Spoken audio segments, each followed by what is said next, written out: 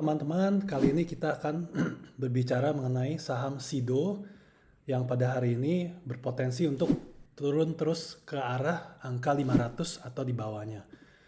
Memang kita sudah tahu sangat familiar sekali dengan bisnis SIDO muncul, SIDO. Nah, tapi kita juga perlihatkan di sini laporan keuangan selama 6 bulan tahun 2022-nya dengan ekspektasi bahwa laba bersih untuk setahun penuh 2022 masih di angka Rp30 per lembar. Dengan asumsi per wajar 15, maka valuasi wajar SIDO muncul pada saat ini berada di angka 450. Nah, kita lihat juga secara teknikal sebenarnya hari ini SIDO muncul sangat dirugikan sekali karena SIDO ini memenuhi semua ciri-ciri potensi saham nyangkut. Nah, kita tampilkan lagi seperti berikut. Nah, kita tidak akan berlama-lama. Jadi sebenarnya ini adalah sideways untuk SIDO yang lumayan lama dari tahun 2020 September ketika SIDO berhasil tembus dari bawah ke arah Rp700. Nah, saat ini SIDO selalu bertahan di angka 700 ini, sempat teruji di 1 Juli 2021.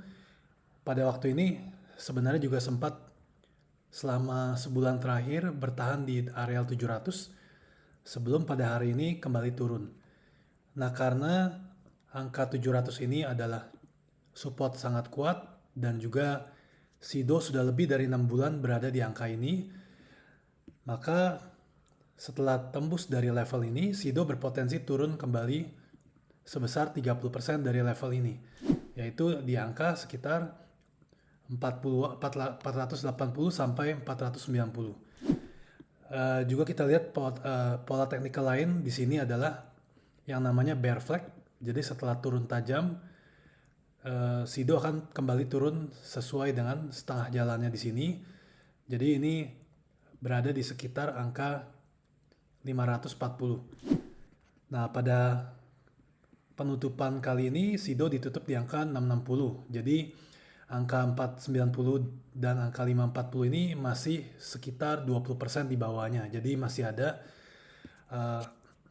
potensi untuk SIDO terus turun ke bawah.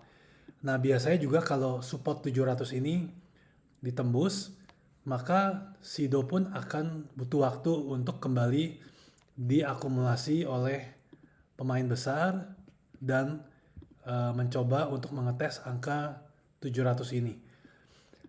Kalau begitu kita juga bisa akan melihat nanti dari performa keuangan SIDO selama kuartal 3 atau kuartal 4. Kalau memang SIDO tidak pulih seperti yang kita antisipasi, maka tentu saja SIDO akan sideways lebih lama. Mungkin bisa setahun, bisa juga lebih. Akan tetapi kalau performa SIDO dengan mudah pulih kembali, SIDO akan lebih cepat naik ke angka 700 ini. Nah, jadi dari saham nyangkut ini kita juga sudah sempat bicara beberapa kasus, beberapa kita posting juga, ada yang sudah kejadian, ada yang belum. Nah, kita lihat satu persatu saat ini ya. Kita mulai dengan saham BEPS. Jadi di sini sudah 6 bulan, ya dia sebenarnya sempat turun ke angka 3.000, tapi kalau untuk mencapai level 30% itu di angka 2.700. Lalu saham BEPS kembali naik di atas support ini. Jadi saat ini kembali di atas level 4.000-nya. Lalu berikutnya adalah saham SRTG, Saratoga. Ini juga ini bisa termasuk gagal karena setelah tembus dari support 2600-nya, Saratoga hanya berhenti di level 2100, bukan di level 1800 seperti yang diprediksi. Saat ini Saratoga berada di atasnya kembali dan di level 2700, 2500 ini.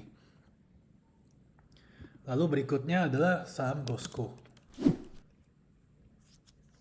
Jadi Gosco juga kita lihat polanya mirip ya, naik lebih dari 50% ke atas ini. Dari 120 ke 240, malah hampir 100%. Saat ini sudah turun di bawah, jadi ekspektasinya Gosco ke angka 87. Saat ini belum kejadian, maka kita lihat lagi. Walaupun saat ini Gosco sudah tembus dari support 122-nya. Lalu berikutnya adalah ERA. Nah, ERA Jaya ini kita juga sempat bilang di angka 490 adalah support kuatnya setelah naik lumayan cepat. Mencoba berada di atas 720 itu gagal, jadi itu sekitar 40% lebih kenaikannya, dan saat ini juga sudah turun dari 490, turun dengan sangat kencang. Kita harus tunggu kalau ERA turun di bawah 30%, berarti di angka 340-nya. Saat ini belum terlihat tanda-tanda pembalikan arah. Lalu untuk AMFG ini baru saja jebol di bawah support kuat 5.500. Nah, saat ini kita masih dalam proses menuju penurunan 30%, jadi masih belum terlihat. Jadi kalau untuk 30% di angka sekitar 3.800. Nah, kita juga bisa lihat contoh-contoh lain di mana saham tersebut sudah memenuhi syarat saham nyangkut dan sudah turun sesuai dengan penurunannya. Jadi ini saham Harum ketika tembus dari level 1900-nya turun 30% ke arah 1400. Lalu sekarang sempat naik kembali. Kita akan coba lihat lagi pola-pola pembalikan arahnya. Lalu ada saham SPMA. Begini juga sama, sempat naik kencang ya dari 350 ke 600. Lalu mencoba naik sampai 870 sampai 890, jadi ini sekitar 50% kenaikannya dari support kuat. Nah, setelah tembus dari level 590-600 ini turun sangat kencang. Saat ini target penurunan di 420, sementara harga sahamnya di 450, jadi hampir tercapai tapi masih belum. Jadi kita harus lihat lebih lanjut.